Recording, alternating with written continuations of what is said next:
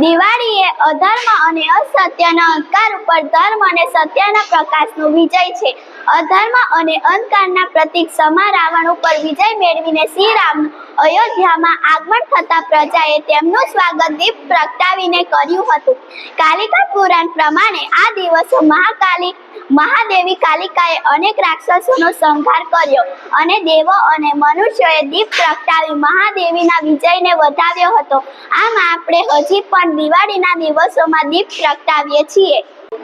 બ્રહ્મ પુરાણમાં જણાવ્યું છે કે દિવાળીના દિવસે મધ્યરાત્રિના સમયે દેવી લક્ષ્મીજી વિહાર કરવા નીકળે છે અને જેમનું આગમન સુભોષિત હોય તેમના ઘરમાં સ્થિર થઈ વાસ કરે છે. જે ઘર શોભાયમાન અને સુંદર હોય તેમાં જ લક્ષ્મીનો પ્રવેશ થાય છે.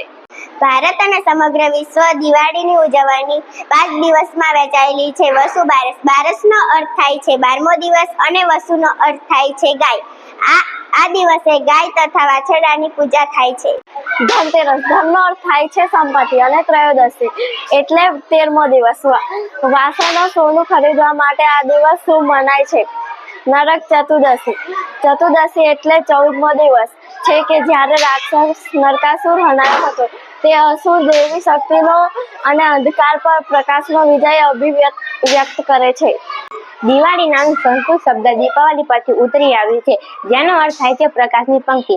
આ તહેવાર અંધકાર પર પ્રકાશની જીતનું પ્રતીક છે. ઘણી દંત કથાઓ અનુસાર સૌપ્રથમ દિવાળીનો તહેવાર રાવણ પર ભગવાન શ્રી રામના વિજય સાથે સંકળાયેલ છે. આ ભવ્ય તહેવાર 5 દિવસ માટે ઉજવવામાં આવે છે અને દરેક દિવસ વિવિધ પરંપરાઓ અને મૂલ્યો સાથે સંકળાયેલ છે. દિવાળી પછીનો બીજો દિવસ નૂતન વર્ષનો પ્રથમ દિવસ માનવામાં આવે છે. આ દિવસે સૌ સારા પોશાકમાં એકબીજાના ઘરે જાય છે અને સૌને નવા વર્ષની શુભકામનાઓ પાઠવે છે. હિન્દુ પૌરાણિક કથા પ્રમાણે રાક્ષસ નરકાસુરનો વધ કર્યા પછી ભગવાન શ્રી કૃષ્ણ તેમની બહેન સુભદ્રાને મળવા ગયા હતા. અન્ય એક હિન્દુ પૌરાણિક કથા અનુસાર મૃત્યુના દેવતા યમ આ દિવસે તેમની પ્રિય બહેન યમુનાને મળ્યા હતા. ભાઈ બીજ એટલે ભાઈ દૂજનો પર્વ દિવાળીની બાદ નવા વર્ષના બીજા દિવસે ઉજવવામાં આવે છે. વિક્રમ સંવતના વર્ષમાં 4 પંચમી આવે છે. નાગ પંચમી, વસંત પંચમી, રંગ પંચમી, લાભ પંચમી. સનાતન ધર્મના શાસ્ત્રોમાં લાભ પંચમીના દિવસે શરૂ કરેલું કાર્ય શુભ અને ફળદાયી પણ માનવામાં આવે છે.